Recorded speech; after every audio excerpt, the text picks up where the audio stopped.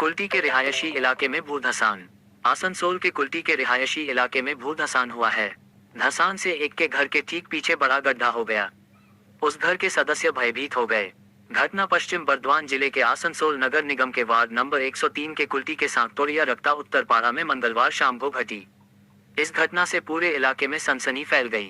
खबर पाकर पुलिस मौके पर आ गई। पुलिस ने पूरे मामले को ईसीएल और प्रशासन के संज्ञान में लाया है।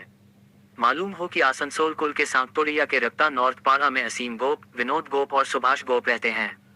उस शाम में गोप परिवार के सदस्यों ने देखा कि उनके घर के ठीक पीछे एक बड़ा गड्ढा बन गया है।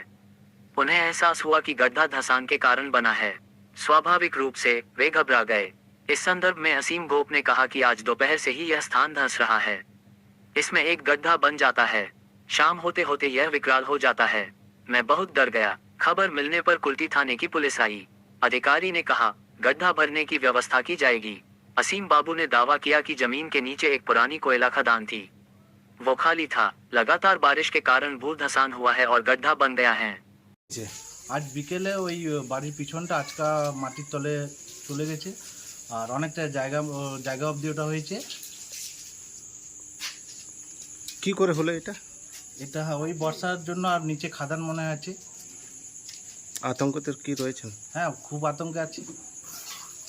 পুলিশ এসেছিল? হ্যাঁ, বড়বাবু এসেছিল, পুলিশ এসেছিল, প্রশাসন সব এসেছিল। বড়বাবু বললো এটা ভতানোর কোনো ব্যবস্থা হবে। আমরা ওই দিক থেকে তো গাড়ি ঢুকবে না।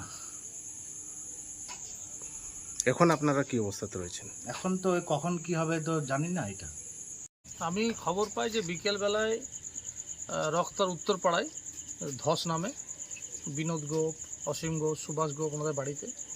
খবর পাওয়ার পর আমি যখন আসি তখন দেখি যে ওনাদের পেছনে যে বাড়িটা আছে বিভৎসভাবে ধস নামে, মানে পুরো গর্তের মধ্যে ঢুকে গেছে। যে কোনো সময় যে কোনো বিপদ কিন্তু হতে পারে এবং ধীরে ধীরে বাকি আগের মাটিটাও কিন্তু ধসছে যা দেখলাম। এবং আশেপাশের যে মাটি রয়েছে বা বাড়ি রয়েছে সেগুলো আমার আশঙ্কা সেগুলো কিন্তু ধসে যাবে। যেভাবে আমি যে আকার দেখলাম আমার মনে হয় এটা ইসিএল কর্তৃপক্ষকে ইমিডিয়েট দেখা উচিত যে যারা এখানে রয়েছে তাদের সিকিউরিটির ব্যাপারে তাদের কি করতে চাইছে, পুনর্বাসন যদি হয় বা কম্পেনসেশন কি করতে হয় এটা ইসিএলের করা উচিত। আমি দরখাস্ত করছি ইসিএলের ম্যানেজমেন্টের কাছে, এটাকে ইমিডিয়েট গুরুত্বপূর্ণভাবে এটা দেখা উচিত। ধসের কারণটা কি বোঝা গেল? ধসের কারণ খুব ক্লিয়ার। এখানে কলিয়ারি রয়েছে, সেই কলিয়ারির তলা থেকে মাটির তলা থেকে কয়লা কাটা হয়েছে, ঠিক করে ফিলিং হয়নি, হয়তো পিলারগুলো কেটে ফেলেছে। সেগুলো যারা এক্সপার্ট তারা বলতে পারবে। তো নিশ্চিতভাবে কলিয়ারির জন্যই ধস হয়েছে। কতটা জায়গা জুড়ে মনে হচ্ছে? জায়গাটা জুড়ে তো আমি তো এরিয়া পরিমাণ করিনি, কিন্তু বেশটা এরিয়া জুড়ে, এটা ছোটোখাটো ধস নয়, অনেকটা এরিয়া জুড়ে এটা কিন্তু ধসটা। কিন্তু আপনার নাম?